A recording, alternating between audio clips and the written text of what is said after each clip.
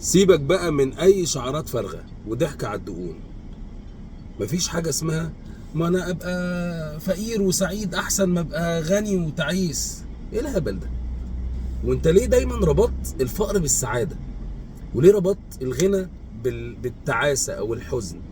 مفيش الكلام ده. اللي قال المثل ده او المقوله دي واحد فقير وتعيس، فعايز يطلع نفسه من الحاله اللي هو فيها، فراح بص للاغنياء وعيشتهم الفارهه وعربياتهم وقصورهم ورفاهيتهم وقال لك ان دول تعسه وانا اللي سعيد.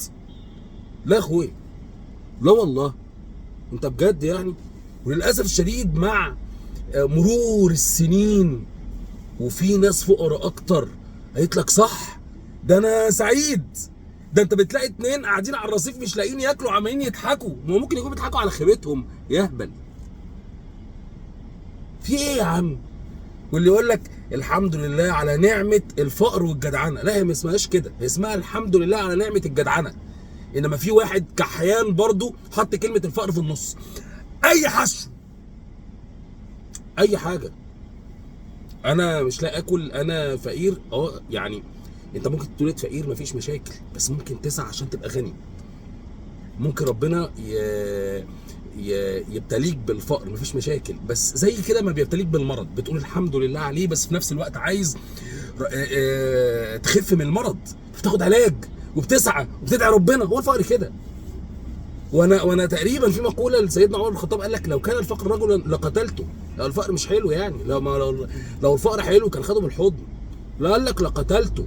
الفقر ده مقبره مزبله، والفقير دايما ريحته وحشه لانه ببساطه شديده ما معهوش 100 جنيه يجيب مزيل عرق، معهوش يلبس يا اخي. مفيش حاجه اسمها ابقى فقير وصحتي فيا بقى بدل ما ابقى مريض ومعايا فلوس كتير. يا اخي انت مصدق نفسك؟ على الاقل انت لو مريض ومعاك فلوس هتحاول تعالج نفسك. ومش كل الفقير مش مريض، روح يا بيه المستشفيات العام هتلاقي المرضى مرميين على الرصيف. فعادي يعني، انت ممكن تبقى مريض ومعكش فلوس تتعالج، ممكن تبقى مريض مرض مميت مهلك وتموت بالمرض وانت فقير. وممكن تبقى غني ومش مريض، او غني ومريض وبفلوسك وبتوفيق ربنا تخف. فما تحشروش الفقر على انه نعمه. الفقر عمره ما كان نعمه.